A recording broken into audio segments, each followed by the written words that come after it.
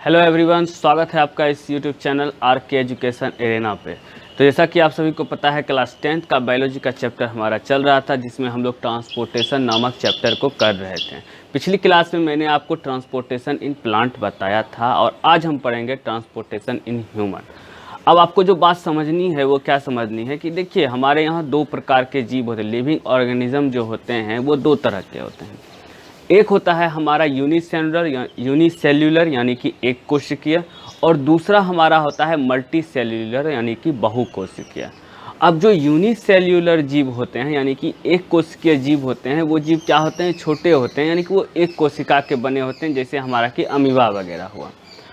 अब ट्रांसपोर्टेशन क्या होता है कि जब हम अपने शरीर में किसी भी प्रकार के गैस को या फिर न्यूट्रिएंट्स को लेते हैं, नहीं लेंगे तो हमारा शरीर काम नहीं करेगा, हमारा शरीर ग्रोथ नहीं करेगा।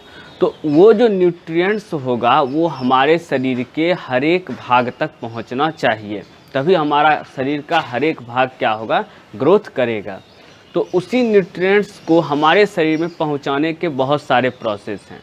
तो जो यूनिसेल्युलर जीव होते हैं, ऑर्गेनिज्म होते हैं, उनमें क्या होता है कि ये काम डिफ्यूजन प्रोसेस से हो जाता है। डिफ्यूजन प्रोसेस क्या है कि कोई भी चीज़ अगर हमारे शरीर के अंदर आएगी, यानी कि यूनिसेल्युलर जीव के अंदर आएगी, तो उनका डिफ्यूजन होगा, यानी कि वो हीट होने के बाद क्या होंगे, फैलेंगे, गैस के रूप में क्या होंगे, फैलेंगे। तो जब वह फैलेंगे तो वो फैल कर ही एक जगह से दूसरे जगह पे पहुंच जाएंगे। तो इस प्रोसेस को कहते हैं डिफ्यूजन प्रोसेस। तो जो यूनिसेल्युलर जीव होते हैं उनके अंदर तो ये काम डिफ्यूजन प्रोसेस से ही हो जाता है। अब बात करते हैं मल्टी सेल्युलर जीव के। और मल्टी सेल्युलर जीव क्या होते हैं, वो बड़े बड़े जीव होते हैं। तो इनमें ये काम डिफ्यूजन प्रोसेस से नहीं हो पाता है, क्योंकि डिफ्यूजन में इतना पावर नहीं है कि वह सारे बड़े बड़े ऑर्गेनिज्म के शरीर के हर एक भागों में पहुंचा सके न्यूट्रिएंट्स को। तो इनमें स्पेशल ऑर्गन्स होते हैं जो ये काम करते हैं। मल्टी सेल्युलर जीव में स्पेशल ऑर्गन्स होते हैं जो ट्रांसपोर्टेशन का काम करते हैं। ध्यान से सुनिएगा। तो इससे ट्रांसपोर्टेशन होता है।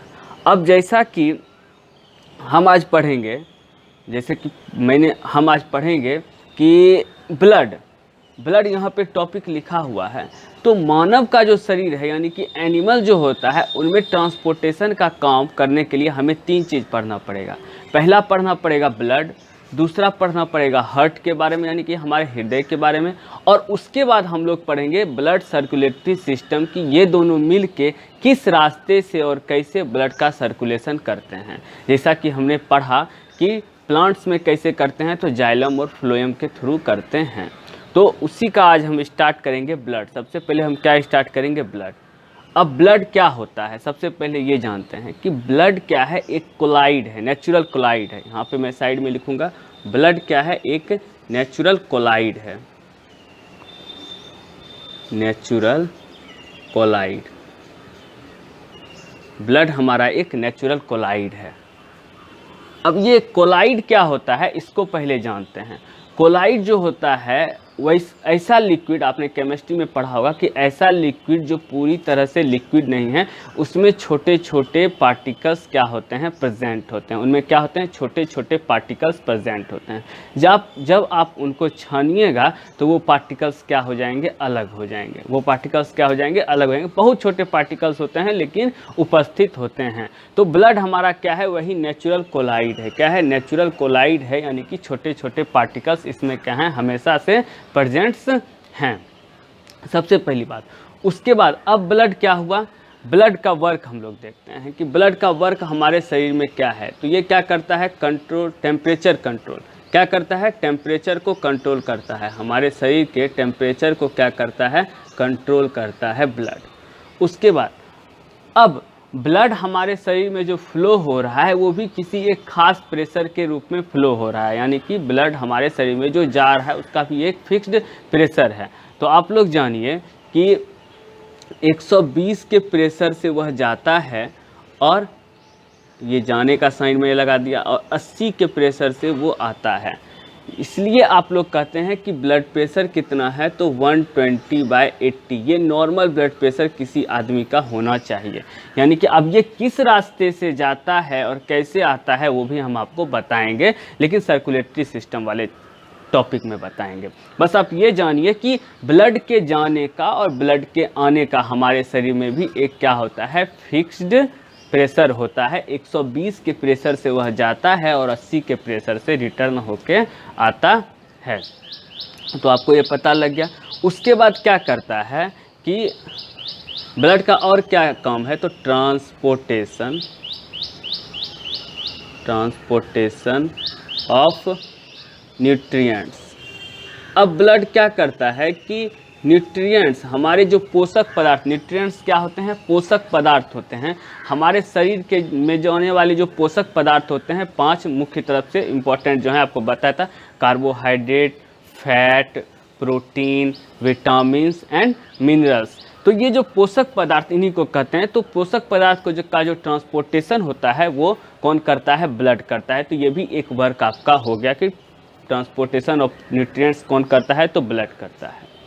आगे और काम क्या है कि transportation of gas, transportation of gas यानी कि O2 और CO2।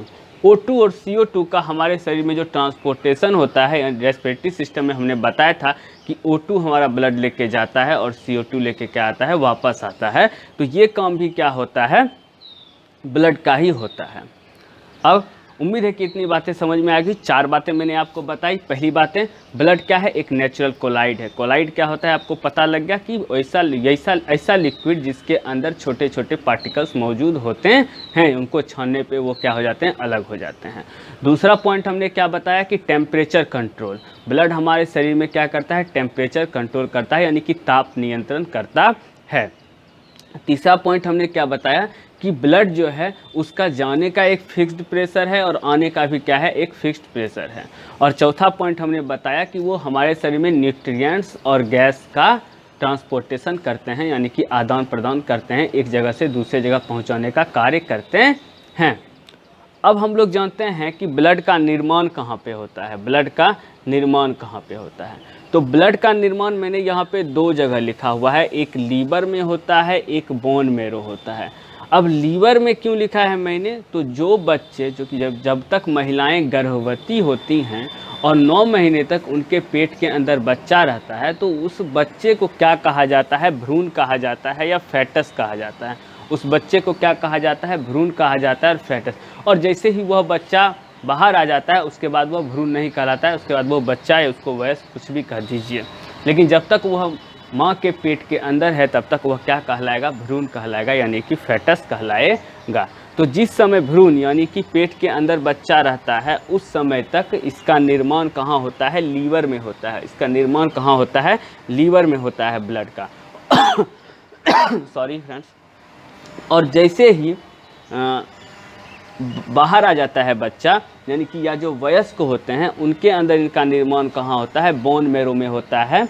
यानी कि बोन मैरो कहाँ होता है, तो हड्डियों के बीच में पाया जाता है। हड्डियों के बीच में हमारा बोन मैरो पाया जाता है, उसी में हमारा क्या होता है, ब्लड का निर्माण होता है। तो ब्लड का निर्माण कहाँ होता है, पता लग गया आपको। अब जानते हैं कि ब्लड को 2 भागों में यहाँ पे डिवाइड किया गया है। पहला भाग आपका बताया गया है प्लाज्मा और दूसरा भाग है कार्पकल्स यानी कि रुधिराणु। पहला भाग क्या है, प्लाज्मा। प्लाज्मा की मात्रा जो ब्लड के अंदर होती है वह 55 से 60% के आसपास होती है, और जो हमारा कार्पकल्स यानी कि रुधिराणु होता है वो 40 से 45% के आसपास होता है।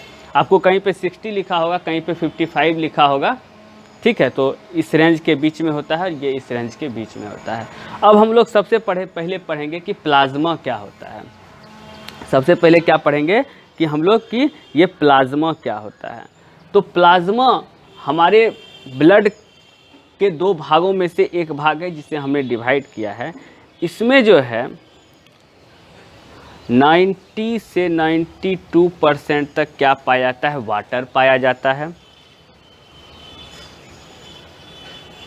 सॉल्ट प्लस शुगर इसमें पाया जाता है आपका 2%, और प्रोटीन आपका पाया जाता है इसमें 6 या 7%, कहीं कहीं 6 कहीं कहीं 7% आपको दिया रहता है, प्रोटीन पाया जाता है।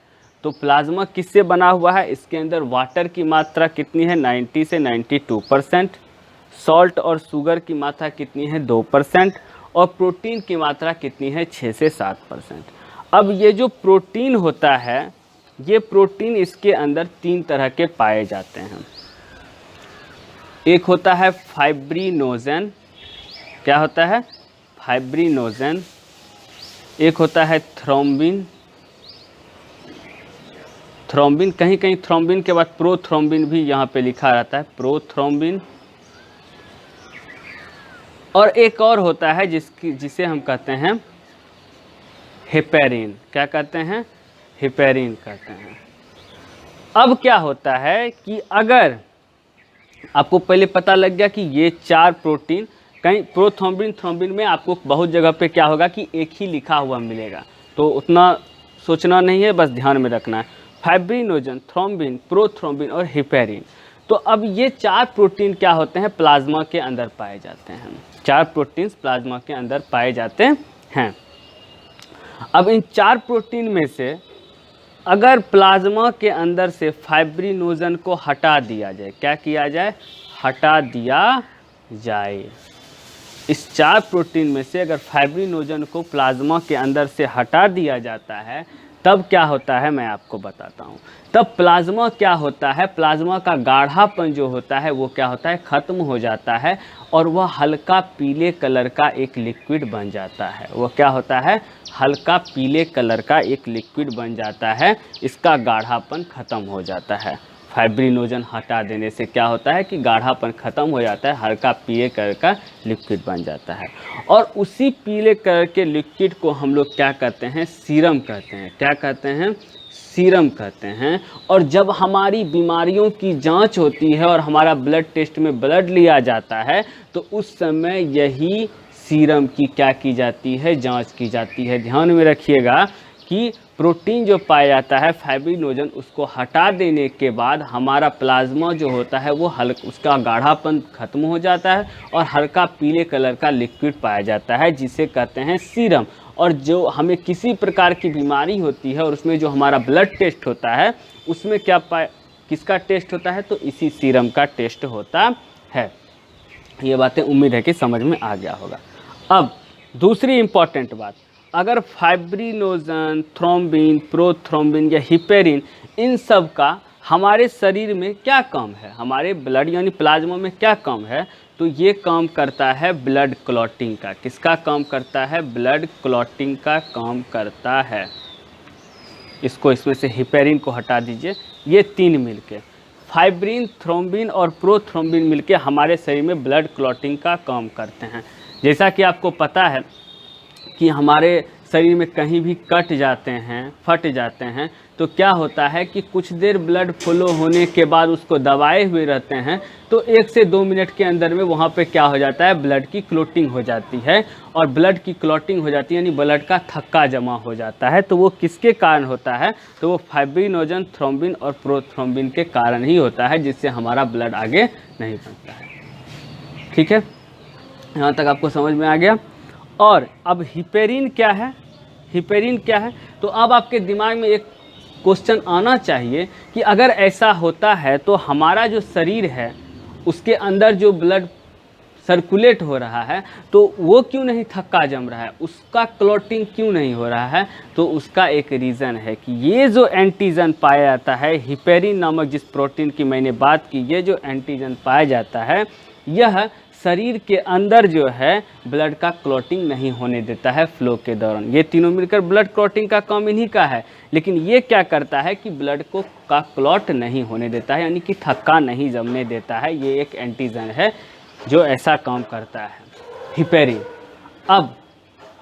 अब आप कहिएगा कि जब बाहर कटे फटे जगहों पर ऐसा होता है तो वहाँ हिपेरिन क्यों नहीं काम करता है? तो वहाँ इसलिए हिपेरिन काम नहीं करता है क्योंकि ये हिपेरिन जो है ये एयर से बहुत डरता है, यानी कि वायु से बहुत डरता है। और जैसे ही ये वायु के संपर्क में आता है ये डेड कर जाता है। यानी कि ब्लड जब हाथ कटेगा या पैर कटेगा और ब्लड बाहर निकलना शुरू होगा, तो उस समय फाइब्रिनोजन, थ्रोम्बिन और प्रोथ्रोम्बिन के साथ साथ हिपेरिन भी बाहर निकलेगा। लेकिन वो जैसे ही एयर के कांटेक्ट में आएगा ये क्या होगा, डेड हो जाएगा। अब ये डेड हो जाएगा तो ये इसको गाढ़ा यानी कि थक्का बनने से रोक नहीं पाएगा और हमारा ब्लड क्या हो जाएगा, आसानी से क्लॉट हो जाएगा। यही हेपेरिन जब खराब हो जाता है तो हमारे ब्लड के अंदर भी होता है, क्या होता है, क्लॉटिंग हो जाता है, जैसे कि, और इसी के कारण ब्लड के क्लॉट होने के कारण हार्ट अटैक आ जाता है या फिर क्या कहते हैं आपको, ब्रेन हेमरेज हो जाता है। तो उस समय ये हेपेरिन वर्क नहीं कर पाता है। और हीमोफीलिया वाले बीमारी में क्या होता है कि उसमें तो ये प्रोसेस काम ही नहीं करता है, जिससे कटने फटने पर उन लोगों को क्या होता है, ब्लड लगातार बहते जाता है। अब ब्लड के बारे में मैंने बताया, इसका एक और पॉइंट आपको बताता हूँ, ध्यान में रहेगा कि इसे लिक्विड कनेक्टिव टिश्यू भी कहते हैं। ब्लड को क्या कहते हैं, liquid connective tissue. Connecting tissue भी आप कह सकते हैं, कनेक्टिंग टिश्यू, लेकिन इसे लिक्विड कनेक्टिंग टिश्यू भी बहुत जगह पे कहा जाता है। अब कनेक्टिंग टिश्यू को हिंदी में कहते हैं संयोजी ऊतक। और इस संयोजी ऊतक का क्या काम होता है कि ये पूरे बॉडी को कनेक्ट करके रखता है, यानी कि जोड़ के रखता है। पूरे बॉडी को क्या करके रखता है, कनेक्ट करके रखता है, जोड़ के रखता है। कुछ एक और टर्मिनोलॉजी हम लोग देखते हैं। अब जैसे कि मैं बात करता हूँ कोलेस्ट्रॉल की, ये क्या होता है थोड़ा बता देता हूँ, अच्छा लगेगा आप लोगों को समझ में।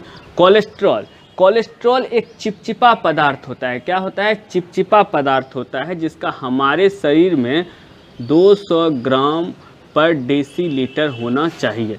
200 ग्राम पर डेसीलीटर हमारे शरीर में होना चाहिए। ये एक चिपचिपा पदार्थ होता है जो कि घी, ऑयल ये सब खाने से हमारे शरीर में होता है। अब क्या होगा कि यही 200 ग्राम पर डेसीलीटर जो इसकी मात्रा है ये बढ़ने लगेगा, तब क्या होगा उस कंडीशन में, मैं आपको बताता हूँ एक थोड़ा सा एक्सपेरिमेंट के द्वारा कि क्या होगा। मान लीजिए कि ये जो हमारा मार्कर है ये एक नस है, यानी कि वेन है या अरोटा है, वो आगे मैं बताऊंगा। मान लीजिए कि एक नस है जिससे ब्लड फ्लो हो रहा है, जिससे क्या हो रहा है, ब्लड फ्लो हो रहा है। अब क्या हुआ कि ये खोखला है, ये क्या है, खोखला है। इसके अंदर मानिए कि इसके अंदर कुछ भी नहीं, ये खोखला, मानिए कि ये खोखला है। अब इसके अंदर से जब ब्लड फ्लो होगा और मान लीजिए कि कोलेस्ट्रॉल की मात्रा बढ़ जाएगा, यानी कि उस चिपचिपे पदार्थ की मात्रा बढ़ जाएगी। जब उस कोलेस्ट्रॉल यानी कि चिपचिपे पदार्थ की मात्रा बढ़ जाएगी तो वो जो इसका मतलब होल है, यानी कि छेद जो है, इसका क्या करेगा, इसके चारों तरफ क्या करेगा, इसके चारों तरफ अपना लेयर बनाना शुरू कर देगा, चिपचिपा लेयर बनाना शुरू कर देगा। तो इसका लेयर अगर वो ज़्यादा बढ़ता जाएगा तो उस कंडीशन में क्या होगा कि लेयर बढ़ने पर रास्ता क्या होगा, छोटा हो जाएगा। क्या होगा, चिपचिपा पदार्थ का लेयर बढ़ता जाएगा तो रास्ता छोटा हो जाएगा, और रास्ता छोटा हो जाएगा तो ब्लड का सर्कुलेशन क्या हो जाएगा, कम हो जाएगा। ब्लड का सर्कुलेशन क्या हो जाएगा, कम हो जाएगा। इस कंडीशन में क्या होगा कि ब्लड फ्लो होने में, जो मैंने बोला कि ब्लड के फ्लो होने का एक फिक्स प्रेशर होता है, 120 के प्रेशर से जाता है, 80 के प्रेशर से आता है, उसमें भी क्या होगा, नुकसान पहुंचेगा। तो आदमी का शरीर से ब्लड का बढ़िया से फ्लो नहीं हो पाएगा, जिससे हार्ट की बीमारी हो जाती है। तो ये होता है कोलेस्ट्रॉल। दूसरा पॉइंट, अब ब्लड की मात्रा मेल में कहा जाता है कि 5.5 लीटर के आसपास होती है, और फीमेल में कितना होता है तो 5 लीटर के आसपास होती है। 5 लीटर के आसपास फीमेल में और 5.5 लीटर के आसपास मेल में होती है। फीमेल में थोड़ा कम होता है। तो ये भी आपको समझ में आ गया। उसके बाद हीमोग्लोबिन की बात करते हैं। हीमोग्लोबिन एक बहुत बढ़िया टर्म है, बहुत अच्छी चीज़ है हीमोग्लोबिन। हीमोग्लोबिन जो होता है वह एक मनुष्य के शरीर में 14 ग्राम पर डेसीलीटर होता है, और महिला के शरीर में, ये मेल में होता है, और महिला में कितना होता है, 12 ग्राम पर डेसीलीटर। मतलब इतना होना चाहिए। फीमेल में 12 ग्राम पर डेसीमीटर होना चाहिए और मेल में 14 ग्राम पर डेसीलीटर होना चाहिए। अब ये हीमोग्लोबिन क्या होता है, तो हीमोग्लोबिन ही जो होता है हमारे शरीर में ऑक्सीजन या अन्य न्यूट्रिएंट्स का एक जगह से दूसरी जगह तक ले जाने में कार्य करता है।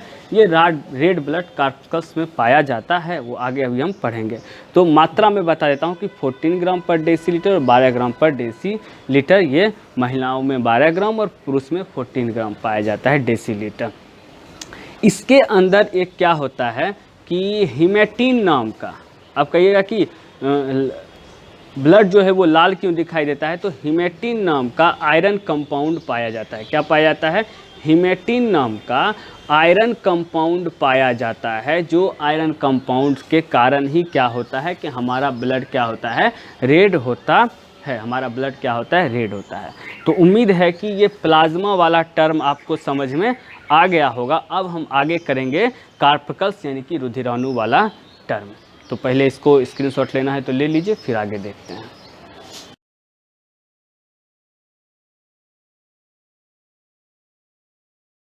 तो चलिए अब हम आते हैं कार्पकल्स की ओर, जो कि हमारा रुधिराणु है। ये कार्पकल्स जो होता है ये भी 3 प्रकार के होते हैं, आरबीसी, डब्ल्यूबीसी और प्लेटलेट्स। आरबीसी को क्या कहते हैं, रेड ब्लड कार्पकल्स, डब्ल्यूबीसी को वाइट ब्लड कार्पकल्स और प्लेटलेट्स हमारा होता है। तो आरबीसी, अब क्या होता है कि आरबीसी का बायोलॉजिकल नेम यहाँ पे जो मैंने लिखा हुआ है वो क्या है, बायोलॉजिकल नेम। एक एक करके पढ़ते हैं। बायोलॉजिकल नेम क्या है, एरिथ्रोसाइट। इसका बायोलॉजिकल नेम क्या है, एरिथ्रोसाइट। और ये क्या है, 50 लाख, कितना पाए जाते हैं, 50 लाख पाए जाते हैं, या 5 मिलियन आप कह सकते हैं हमारे शरीर में होते हैं। 5 मिलियन कितने होते हैं, 5 मिलियन होते हैं हमारे शरीर में, यानी कि 50 लाख। और इनका लाइफ जो होता है वो 120 डेज़ का होता है। कितने दिन का होता है, 120 दिन का होता है। और हमारा जो ये कार्पकल्स, जो कि मैंने 40% आपको बताया था, 40 से 45%, अब इसको यहाँ पे 100% रखिए, क्योंकि सिर्फ इसकी बात कर रहे हैं, तो इसको यहाँ पे क्या रखिए, 100% रखिए।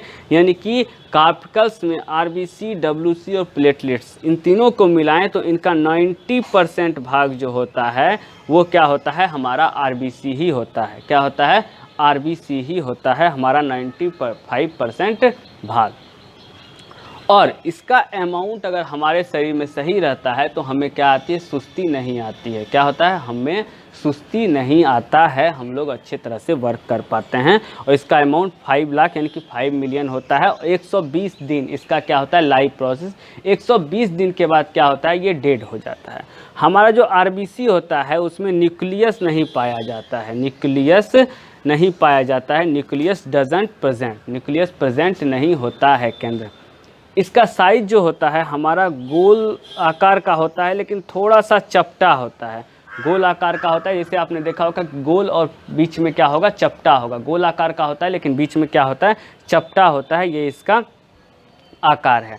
और इसका काम क्या है, अपने अंदर ऑक्सीजन को डिज़ोल्व करना। इसका काम क्या है, अपने अंदर ऑक्सीजन को डिज़ोल्व करना। और यही जब हाइट पे जाता है तो इसके ऑक्सीजन डिज़ोल्व करने की क्षमता क्या हो जाती है, कम हो जाती है। और इसका आकार भी क्या होता है, बढ़ जाता है। इसीलिए जब ऊंचाई पर जाते हैं तो सांस लेने में क्या होती है, समस्या होती है। तो इसके अंदर न्यूक्लियस नहीं पाया जाता है, सबसे पहली बात, क्योंकि न्यूक्लियस में ही हमारा डीएनए और आरएनए पाया जाता है। तो न्यूक्लियस नहीं पाया जाता है तो इसके अंदर डीएनए और आरएनए भी नहीं पाया जाता है। इसका आकार कैसा होता है, शेप तो गोल चपटे आकार का होता है।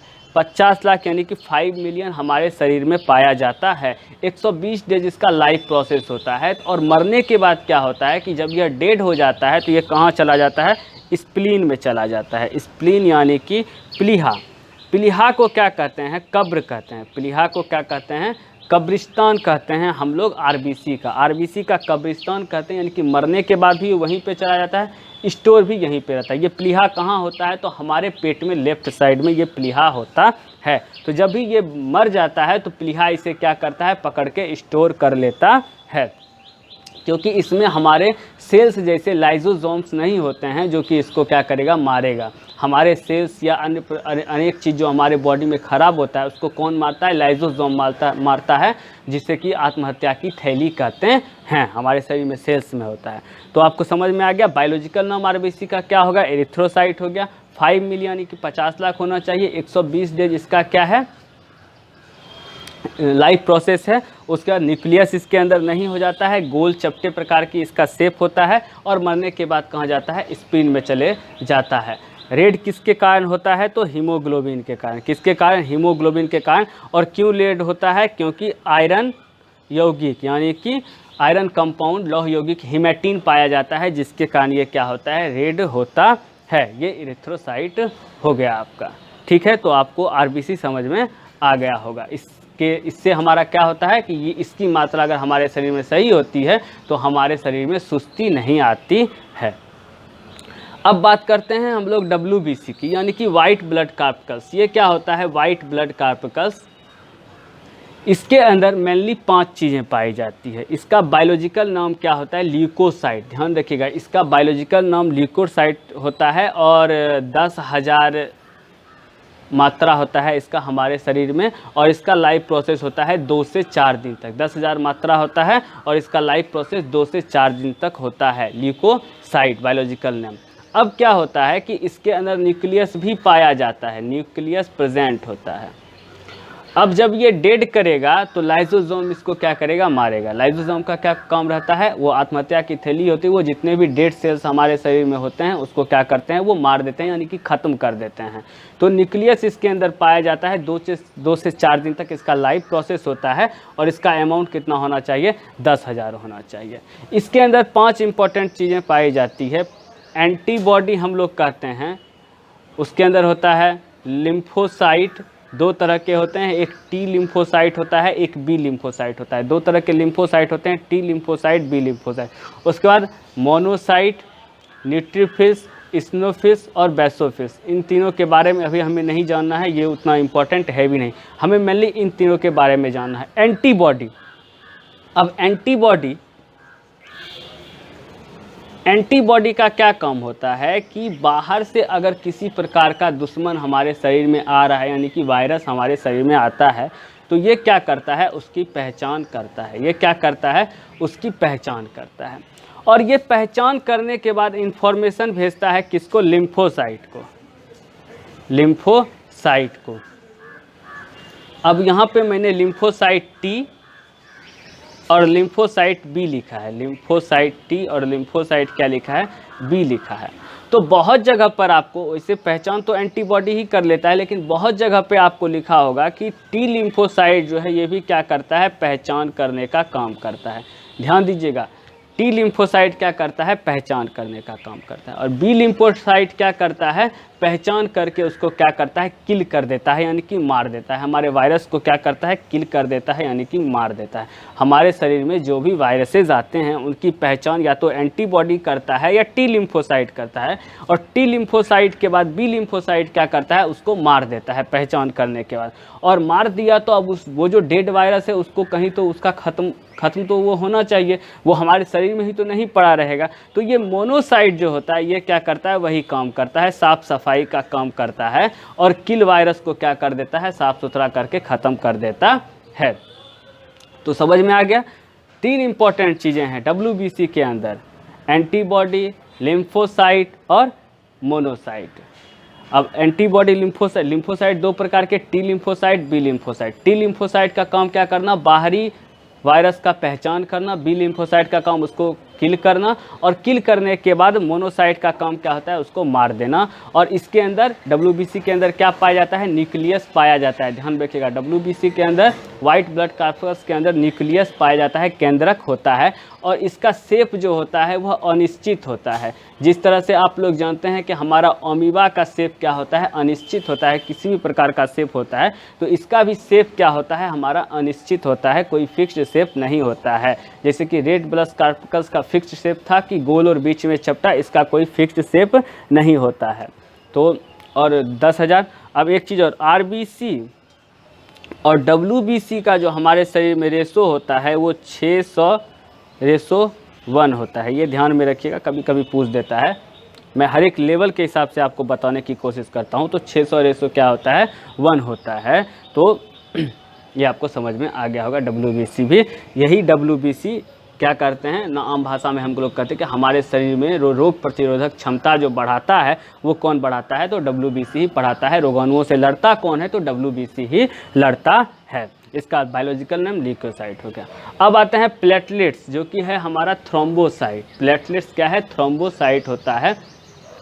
इसका शेप जो होता है वो एक उत्तल लेंस यानी कि कॉन्वेक्स लेंस की तरफ होता है। कॉन्वेक्स लेंस की तरह इसका शेप होता है और इसका अमाउंट जो हमारे शरीर में होना चाहिए वो 1.5 लाख से 3.5 लाख तक होना चाहिए। 1.5 लाख से 3.5 लाख के बीच होना चाहिए। और इसका भी लाइफ प्रोसेस क्या है, लाइफ टाइम, मतलब कितने दिन का लाइफ होता है, तो 7 डेज़ का लाइफ होता है। न्यूक्लियस इसमें भी प्रेजेंट नहीं होता है। किसमें? इसमें भी न्यूक्लियस प्रेजेंट नहीं होता है, ध्यान दीजिएगा।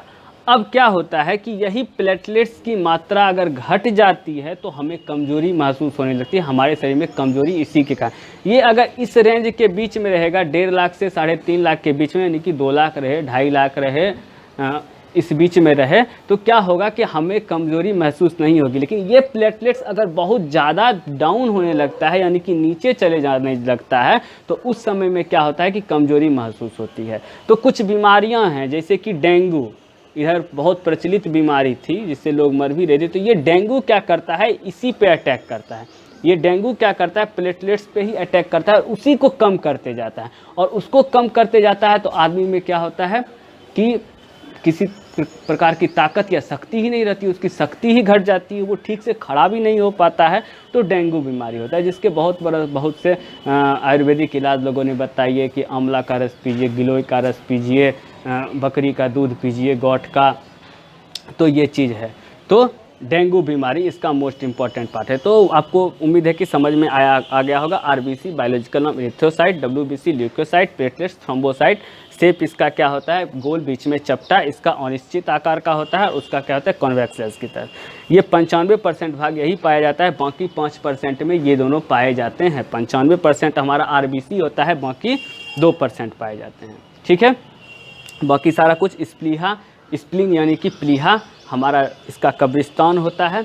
हाँ, एक चीज़ जो मैं आपको बताना भूल गया वो मैं आपको बता देता हूँ कि मैंने आपको बताया कि ब्लड का काम क्या होता है कि हमारे शरीर में न्यूट्रिएंट्स या गैसेस का ट्रांसपोर्टेशन करना। ये न्यूट्रिएंट्स और गैस का ही ट्रांसपोर्टेशन नहीं करते हैं, ये क्या करते हैं कि जो भी क्या कहते हैं खराब पदार्थ होते हैं हमारे शरीर में, जो कि अपशिष्ट पदार्थ होते हैं या जो हमारे लिए उपयोगी नहीं है। मान लीजिए गैस में ऑक्सीजन के साथ साथ अगर कोई धुआं आ गया जो कि हमारे शरीर में ज़रूरत नहीं है, या कुछ ऐसे पदार्थ आ गए जिनका हमारे शरीर में ज़रूरत नहीं है, यानी कि खराब पदार्थों का भी ये ट्रांसपोर्टेशन कर देते हैं। तो उन खराब पदार्थों को क्या करता है कि हमारा जो किडनी होता है, किडनी क्या होता है, ये डायलिसिस प्रोसेस के द्वारा उसको छान लेता है। क्या करता है किडनी, जैसे कि खराब पदार्थ क्या हुआ, अमोनिया, यूरिया, इन जैसे जो खराब पदार्थ होते हैं जिनका हमारे शरीर में कोई काम नहीं है, किडनी उसको क्या करता है, छान लेता है। और छानने के बाद जो ब्लड होता है उसको फिर से दोबारा भेज देता है और इनको छानकर वो क्या करता है, बाहर निकाल देता है हमारे मूत्राशय के द्वारा।